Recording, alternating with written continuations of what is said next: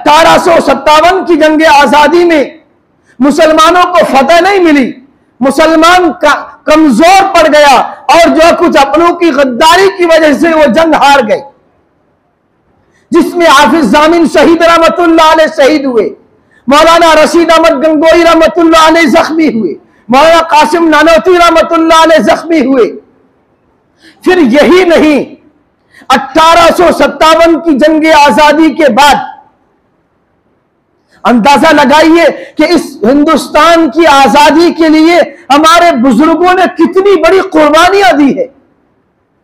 कि 1857 की जब जंग आजादी हो गई और मुसलमान जाहिरी तौर पर जो है बिछड़ गए और हार गए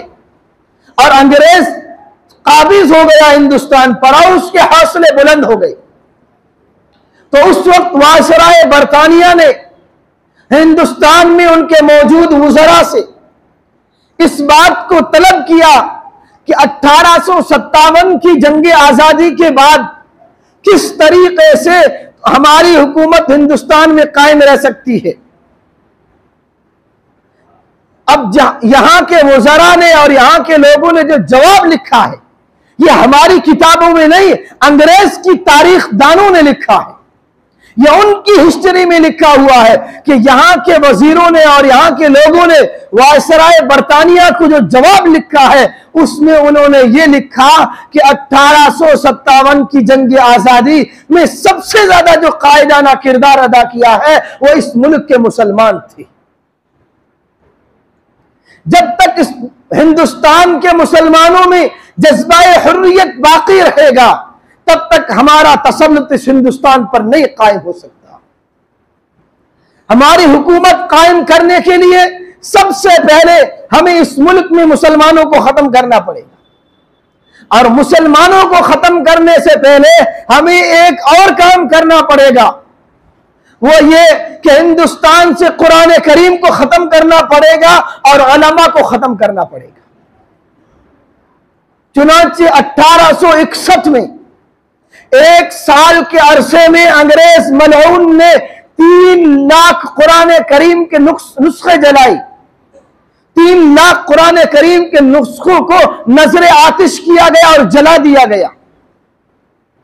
अंग्रेज मौर्रिख, मशहूर मौर्रिख मिस्टर थॉमसन अपनी याददाश्त में लिखता है कि 1864 से लेकर के 1867 तक ये 3 साल हिंदुस्तान की तारीख के बड़े अलमनाक साल हैं। इन 3 सालों में हिंदुस्तान में बड़े बड़े उलमा को शहीद कर दिया गया। जिस वक्त हिंदुस्तान में अंग्रेज आया उस जमाने में सिर्फ दिल्ली और अतराफ में 1000 दीनी मदारिस थे। 1857 के बाद तमाम मदारिस पर अंग्रेज ने बिल्डोजर चला दिए, सारे मदरसों को मिसमार कर दिया, खत्म कर दिया, उलमा को एक एक करके फांसी पर लटका दिया गया। मिस्टर थॉमसन अपनी किताब में लिखता है कि दिल्ली की चांदनी चौक से लेकर खैबर तक में कोई दरख्त इस दरमियान ऐसा नहीं था जिस पर किसी आलिम दीन की गर्दन न लटकाई गई हो। मिस्टर थॉमसन अपनी याददाश्त में लिखता है कि लाहौर की जामा मस्जिद में अंग्रेज ने फांसी का फंदा लटकाया, एक एक दिन में 80 उलमा को फांसी पे सूली पर लटकाया जाता था। मिस्टर थॉमसन अपनी याददाश्त में लिखता है कि 80 उलमा को सुअर के खालों में बंद करके जलते हुए तंदूरों में डाला जाता था। मिस्टर थॉमसन अपनी किताब में लिखता है कि दरियाए रावी में 80 उलमा को बोरियों में बंद करके दरियाए रावी में डाल दिया जाता और ऊपर से गोलियों का निशाना बनाया जाता।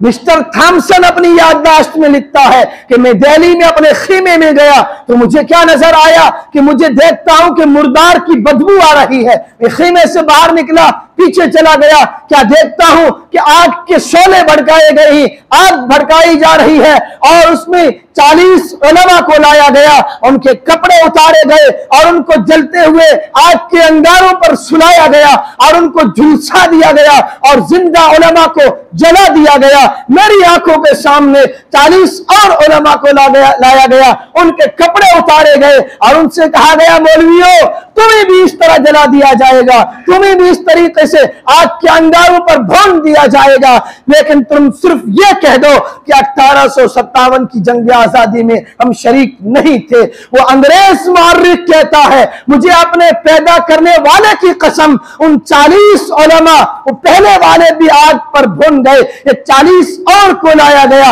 इनको भी आग पर भून दिया गया। मुझे पैदा करने वाले की कसम, उनमें से एक भी आलिम ऐसा नहीं था जिसने अंग्रेज के आगे अपनी गर्दन झुकाई हो।